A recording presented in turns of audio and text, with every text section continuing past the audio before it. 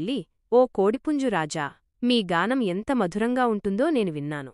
దానికి పోటీగా మరెవ్వరూ లేరని అంటున్నారు. మీ గానాన్ని వినిపిస్తారా అని ఎంతో వినయంగా అడిగింది. కోడి అవివేకమైన కోడిపుంజు నక్కమాటలు విని చాలా పొంగిపోయింది. తన గొప్పతనాన్ని అందరికీ చూపించాలని కోరుకుంది. అది కళ్ళు మూసుకుని తల పైకెత్తి బిగ్గరగా కొక్కరోకో అని కూసింది. కోడి కళ్ళు మూసుకున్న క్షణమే నక్క దానిని పట్టుకుని పారిపోయింది. పాఠం: నక్క కోడిపుంజును నోట కరుచుకుని వెళ్తుంటే అటుగా వచ్చిన మరో తెలివైన జంతువు నక్కను చూసి, అయ్యో నక్కా, నువ్వు చాలా గొప్ప పని చేశావు.